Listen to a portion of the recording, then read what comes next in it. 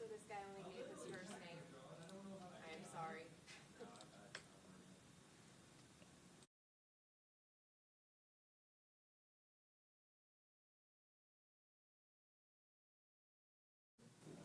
Hi, everyone. Happy Monday to you. I hope you're having a great week. This is Blair Miller in the Atlanta News First Newsroom, and I hope you're having a good start to the week.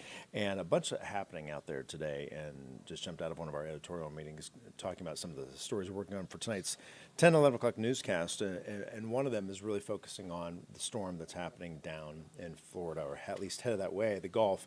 And we'll be talking with meteorologist Patrick Pete here shortly. But this storm this morning was a Category 1. Now it's a Category 5. And so all eyes on what's happening down there in Florida and really what this means for folks down there. A lot of people, trying to get out of harm's way on this storm. We'll get a better timeline for Patrick here in a few minutes. But in the meantime, we've been looking, what is this going to impact for us? Doesn't seem like it's going to be a big weather event for us, but it is turning into a mass exodus of people from Florida as this powerful storm approaches some of our neighbors. And some of those people are headed here to Georgia pretty quickly. And our Patrick Quinn has been catching up with people who are headed this way, and here's a little bit of what he found. We secured the house as much as we could, and then wished the family that stayed good luck, and we left. Packed up the animals and left. Mike and his family packed up this morning, left Clearwater, Florida, joined the droves, leaving the looming hurricane and their lives behind. And it's such a hard decision to actually uproot and go. Why'd you decide this morning? Well, because the intensity of the storm. Patty Rhodes, with her daughter, 4 kids, and a dog, crammed in for a long drive from Sarasota to western North Carolina, where they might initially be strapped for supplies after Hurricane Helene ravaged the region. They seem to be okay. They're a little short on supplies because everyone that is taking supplies over to Asheville. In what could be the largest mass evacuation since 2017. The bumper-to-bumper traffic has been insane. We talked with Ella Scrignoli and her 2 friends, all students at the University of South Florida, heading to Atlanta to hunker down. And it's scary, honestly, it really is. As they passed Valdosta, they snapped these pictures: trees, signs, and debris still down from Helene. State emergency officials urging evacuees to keep heading north to higher ground, writing, quote, "We welcome you to find refuge in areas such as Albany, Columbus, Macon, Savannah, Atlanta, Cartersville, Ellijay, and Dahlonega. Resources in South Georgia are limited, so please call ahead." For Mike, on his way to Ohio, he's not sure when he can head back home and what he'll return to. Well, nothing we can do is going to stop it, so we'll just wait and see what happens and then deal with it.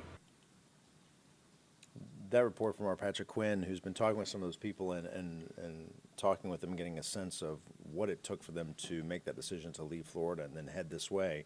As you know, it was just 12 days ago that we were dealing with Hurricane Helene in this area, even in North Carolina, South Carolina dealing with it as well. So you have federal resources that are certainly strapped right now, and we'll have to see how they respond once this storm makes landfall in Florida.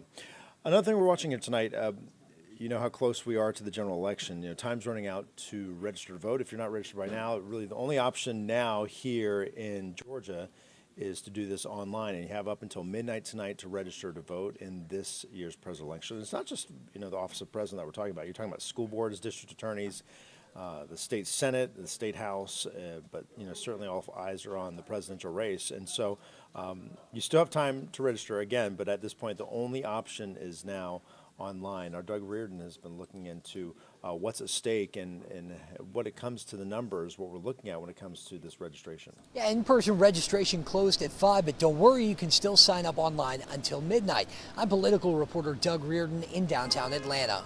To see if you're registered and to sign up if you aren't already, go to the Secretary of State's My Voter page. Very simple, it's mvp.sos.ga.gov. This is a big year, of course, for local elections and, of course, the presidential election alongside of that. A few key deadlines. Early voting starts on October 15th. You can go to any precinct to do that, not just the one you're assigned to. And the final day for registered voters to request an absentee ballot, that is on October 25th. That report from Doug Reardon tonight, looking at what options you have left, and time's really running out now, and the only option really is the online option. Again, that's up until midnight tonight to be registered to vote here in the state of Georgia. I want to switch gears and go back to Hurricane Milton that is moving its way toward Florida into the Gulf. So I want to bring in meteorologist Patrick Pete, who's been tracking some of this off to the side. Patrick, you want to come on over? And, I think one of the things that was really interesting about this and something our meteorologists have been tracking today is how this morning it was a Category 1. Now, is it still a Category 5 at this point? And the amount of intensification that's happened today with that storm, has there been another storm that's really done that in a day? In a day, we call rapid intensification. Sorry. No, it's fine. Rapid intensification. If the pressure drops 24 millibars in a day, or if the winds increase that much in a day. So rapid intensification happens all the time, but to go from 95 to 180 in one day. Yeah, it's a strong Cat 5. And 180, it doesn't happen a lot in the Atlantic Basin. Matter of fact, 180 or greater, this storm is ranked number 6 by wind speed. You've had 190, and I'm actually going to get into that in a couple of minutes. There have been 4 185s, and this is the 4th 180 in recorded history. Now, keep in mind, our ability to do this has gotten better over time. Sure. So there may have been some that were missed. Science is better, but the science, we can look at a lot of different things. Obviously, we have planes that are flying in and out of hurricanes all the time now, but the combination of that and us being able to look at satellite imagery and estimate those winds, that's something that's a newer part of that science. Wow. Well, it's something. It's an asterisk there, but just to say, right. It's interesting. 180 is not a number we see often in the Atlantic Basin. You go into the West Pacific, different story, but in the Atlantic Basin, you don't see 180s often. All right. I'll let you take over. I know it's going to cool down here in a couple days too, which looking forward to that. The weather here at home is really nice, y'all. Good evening to everybody that is here. Good evening to Christopher in the comments. What's up, buddy? We're going to dive into this. I just need to switch the camera settings because I'm not going to say that Blair is short, but he's just not my size. I already switched it. And then we need to switch to the weather graphics. Let's dive into this. Let me switch this real time, y'all. We'll switch this logo at the bottom so that my name is there. Feel free to jump into the comments. I am watching this on YouTube. Let's talk about Milton's intensification today. That's where we were starting at. 5 o'clock this morning, we're talking roughly 90, 95 miles per hour storm. That increased as we head through the morning. By the time you were punching the clock, this was already a major hurricane with winds around 125 miles per hour. If you have the First Alert Weather app, you probably got all of the pushes because Rodney and Ella, they were pushing those alerts every time we got new information. They're flying into the hurricane, observation comes in, they were alerting you to those changes. We got up to 155 before lunchtime, and by the time I was at work and updating our forecast locally, we were at 175, and as I mentioned, we were at 180, and the good news is we're still at 180. We just got at least an 8 o'clock status update, not another major update. We'll have a full update coming up at 11 o'clock, and meteorologist Fair Companion is going to be literally starting off the 11 o'clock newscast with that newest information. But 180 miles per hour winds, that is a crazy strong storm. It's moving to the east at 10 miles per hour. I mentioned that there have not been many, and you can see the 190 miles per hour winds. That was one storm. That was Hurricane Allen back in 1980, before most of us that were on this stream were born. Although Blair was here, but I wasn't here yet. Let that ride. As far as 185 miles per hour storms in the Atlantic Basin, there have been 4. The Labor Day hurricane of 1935, Gilbert back in 88, Wilma, that's a storm that I remember, 2005, very powerful storm. Wilma actually has so we're going to nerd out just for a minute because it's the tropics. The National Hurricane Center looks at storms based off of winds and based off of pressure. Whenever they write up a big article about strongest storm in general, they are referring to the pressure. It's normally in millibars. Wilma, I believe, off the top of my head, it was 892 millibars. That feels right. 882 millibars, probably 882 millibars. That would be the lowest pressure reached in the Atlantic Basin. So it's technically the strongest as far as the National Hurricane Center is concerned. But on this graphic, we're specifically talking about winds, and that's why that's denoted in that upper left corner based on wind speed. But you had Wilma, and you also had Dorian back in 2019. As far as 180 miles per hour, it's 4. The most recent would be this storm right now, Milton. But back in 2017, we all remember Irma. That was 180 miles per hour. I remember Rita because I had to evacuate from Rita. That was 2005. That was the same year as Katrina, just about a month and a half later, which was crazy because where I lived, people had evacuated Katrina and they were stuck where I was. And then we all had to evacuate again. And then there was Mitch back in 1988 and a whole bunch of 175 miles per hour storms. We're not going to slow this down. I just wanted to make sure that everybody understood the gravity of which we're talking about as far as intensity with this storm. This is a very strong storm. With that being said, the forecast is for this storm to maintain its energy. If you're an avid hurricane watcher, you know that whenever these storms get to Cat 5, typically they don't maintain Cat 5 long. There's a whole lot of things that go on with the storm whenever they get this strong. You have eye wall replacement cycles that typically happen. You also have the system just kind of running into an area sometimes that is just not conducive for it to maintain that energy. So we will see this storm fluctuate as far as the intensity goes over the course of the next day, but overall it is expected to at least still be a Category 5 hurricane through the next 24 hours. But then as it starts to move more towards the north and east, it's going to be moving into an area that has a little bit of dry air in it, and then B, it's actually going to be interacting with that boundary that's moving through our area right now, that cold front that's pushing down. It's going to interact with that, and the combination of all of those dynamics, it looks to weaken this storm as it is making landfall. With all of those things kind of like spoken, this is still going to be a major hurricane, and a lot of the guidance, a lot of the different model outputs, really honing in on that Tampa area, which is going to be very key when talking about surge. There's going to be a lot of surge out there, but the exact placement of where that eye moves in, 15 miles to the north, 15 miles north of Tampa is going to give Tampa a worse impact than 15 miles south of Tampa, if that makes any sense. Storm surge going into the bay based off of the direction of the forward speed of the storm and the coastline, it's worse if it's just north of Tampa versus just south. But we're not going to labor all of that. We'll continue to see this storm push off towards the east because it is going to be moving at a decent pace. We expect for it to maintain hurricane strength as it crosses over Florida. So that's why if you have relatives that are on the east side of Florida, the East Coast, they are under warnings and watches as well because they're expected to at least get some very intense stuff as that system pushes towards the east.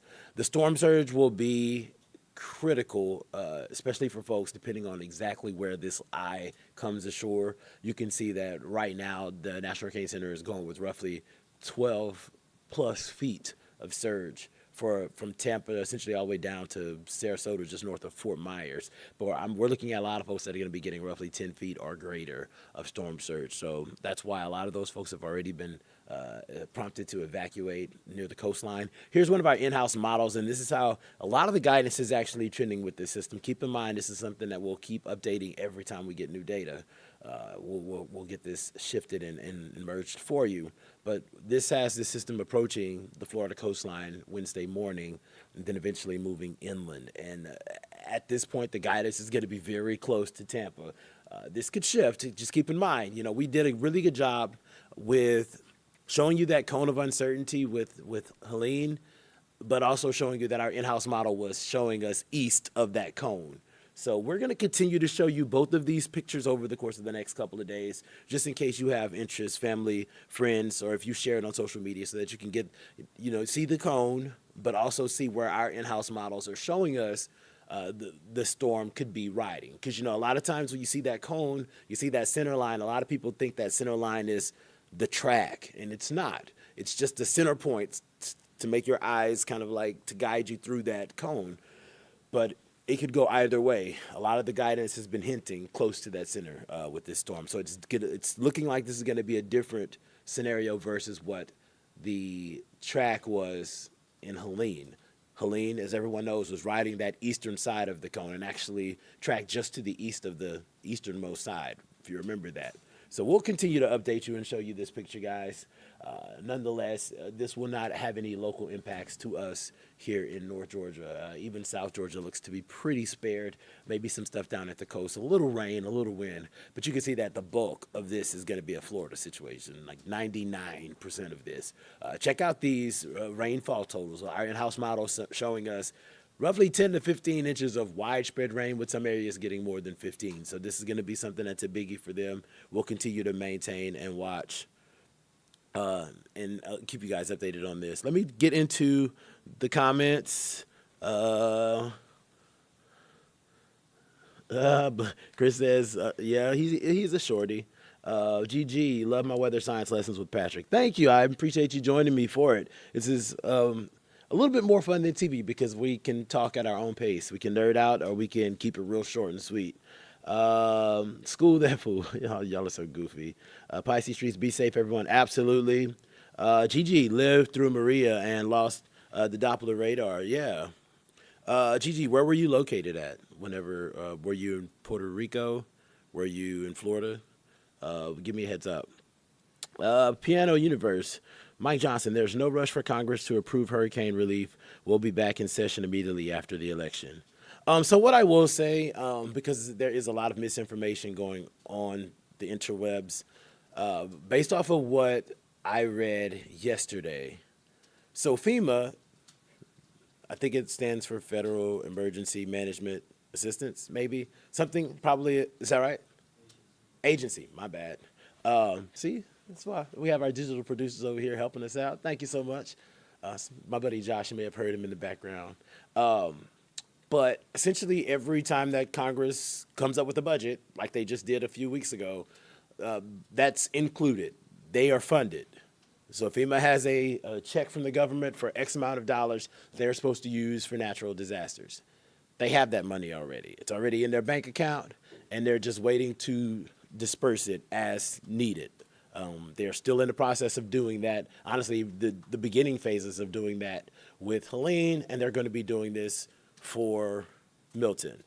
Yesterday I read that they feel like they are good with funding to handle Helene and what that looks like going forward. And then also it looks like they're prepared and they're good to handle what happens with Milton. Their concern is that if something else happens down the pipeline before the end of the year, I mean, we are still in hurricane season, that those monies could run out and they could need more money. So while I'm not telling you to be mad or not be mad at Mike Johnson, what I'm telling you is that FEMA is funded. Think of it as if you know that your electric bill every month is $250, and instead of waiting for each monthly bill, you pay $3,000 at the beginning of the year. 3,000 divided by 250 is 12. So all 12 months, in theory, of your electric bill are paid. The government wrote out that check in January, assuming X, Y, Z based off of past years' budgetary needs for disasters. And they wrote out that check. And now that bill is coming in and it's just getting deducted. So I think we're okay. And I'm pretty sure whenever FEMA needs more money, FEMA will come out screaming and hollering. We need more because people are going to be coming to us for it. So all that other nonsense, y'all got to learn how to decipher what actually kind of makes sense and what doesn't, you know? Come on now, work with us here. And if not, you can always choose to come here to Atlanta News First because our news staff is unbiased. They're neutral sources. They tell both sides. And they give you what side A says, side B says, and where the references for those things come, and then you're allowed to make your own decision. I'm a meteorologist, so I get to tell you mine. But let's get back to it. Temperatures this evening are going to be cooler tonight. In my expert opinion, because of that cold front that moved through the area. We're going to see those numbers dip into the upper 50s for most folks. Atlanta's always a little bit warmer, so we're going with 61 degrees, 60 degrees at the airport, 61 out in Covington. But it's going to be more comfortable tomorrow morning versus today. A lot of sunshine on tap for tomorrow because, you know, that front has just really cleared out things for us. It's just going to be gorgeous. It is a Jeep top off type of day. It's a lot of work if you have a hard top, but if you don't, soft top, just roll that thing back. It is going to be amazing all day parts. 60s in the morning, low 70s around lunchtime, sailing towards 80 degrees as the kids get out of school, and then we are comfortably in the 70s for the rest of the evening. Nice to go for a nice walk, run, dinner on the patio, drink on the patio, drink on the rooftop. You pick, exercise or eat or sip. Wednesday's a little bit cooler too. Upper 70s for daytime highs here in the city. A little bit cooler once you head into the North Georgia mountains. Beyond this comfortable afternoon forecast, a lot of our energy is going to be spent on the mornings because that's where you're actually going to notice the biggest changes over the course of the next week. Look at Saturday morning. Saturday morning temperatures are going to be near 51 degrees in Atlanta. But as I mentioned earlier, and as we always mention to you guys, normally Atlanta is one of the warmer spots. So that means that whenever most of y'all walk out of the door on Saturday morning, y'all are going to be in the 40s. Now, I'm not saying pull out the jackets because we're not there yet. But nice sweater, nice hoodie, maybe, a shirt that's long sleeved, be in the cards. Some of y'all are going to have on light jackets, and it's okay. 47 degrees for the start of the day in Carrollton, same for Athens, 49 in Gainesville, 46 in Helen, and we'll be near 51 here in Atlanta. Now, keep in mind, these are the morning lows. This is Saturday morning, so this is going to be roughly between 6 and 8 a.m. Most of y'all will not be up, so don't get mad at me. Don't come in the comment section talking about it was 52 degrees when I walked outside Saturday morning. Yeah, that was 11 a.m. Y'all kind of laugh with me, Our weather's gorgeous, we have to kind of make it fun. But I'm going to fast forward to the 7-day forecast because the 50 of you that are still here are probably here to see the 7-day forecast, and it looks gorgeous. A lot of sunshine. We have no local rain chance. Just amazing fall weather. This is not fake fall, everybody. This is real fall, and it is here to give us a nice kiss on the cheek. I think Saturday morning is going to be a little chilly for some folks, but other than that, it's winning. There's a lot going on this weekend. Our station is actually the sponsor of the Pride Parade, which is on Sunday. So about 85% of our talent will be out there in the streets doing the most, listening to music and celebrating and eating and drinking coffee. And we're going to have some nice stuff to give away. One of my favorite things that we've been giving away lately, if you came and saw us at the fair, we had like these little fans, these ANF fans. It's pretty dope. But there's stuff for the kids. There's stuff for the grown folks. We have these nice little cups. I don't know about y'all, but I'm a fan of the cups that change colors whenever it's cold. You know what I'm talking about? Yeah, we got some of those too. Pretty nice. Listen, I'm just playing with y'all. I'm going to keep this sweet and let y'all go. I'm going to throw this 7-day up full screen so that all of the amazingness that is our weather, you will have access to on the big screen, if I can pull it up. There we go. And then also, remember everybody to check in with Fred tonight at 11. He's going to have that hot off the press National Hurricane Center update on Milton. It could go either way. It could intensify a little bit, or it could just stay still. I will say that some of the satellite imagery over the last hour looks very impressive. So I wouldn't be surprised if they nudged it up to 185 miles per hour, but we will see. Fred will have that update for you at 11. And then, of course, if you're around and you have your TV on Peachtree TV at 10, you can catch me and Fred and Carly and Blair. We'll be live on Peachtree TV for an hour, giving you guys the news of the day. There was some crazy stuff that happened earlier that I wasn't paying attention to because I was nerding out on hurricane stuff. But I feel like I heard something about something happening at a jail. Like, was there an active shooter at a jail or something? Gwinnett County School, yeah. There was jail. My bad. Gwinnett County Jail. Listen, got to clarify. This is why y'all come to me just for weather and nothing else. Gwinnett County Jail. Apparently there was a shooting incident there, and our team has been hard at work trying to uncover those layers, and they'll be here to tell you what they found tonight at 10. And also, Patrick Quinn, I don't know how he did it. This is why I can never be a reporter. Somehow he found people that were evacuated here from Florida. Like, how? How do you find somebody days before a hurricane, a whole state away? Like, how do you find them? He did. He's gonna bring their story to you tonight at 10 as well on Peachtree TV, I hope. Juan Carlos? so talking to my producer. This is a team effort here. Is Patrick Quinn going to be telling us about these people that evacuated tonight at 10? In some form, yeah. Okay. Yeah, bam. Yeah, so he's gonna give you a little bit of something. Anyways, back to the 7-day, and I will see y'all in an hour and 35 minutes. Have a great evening.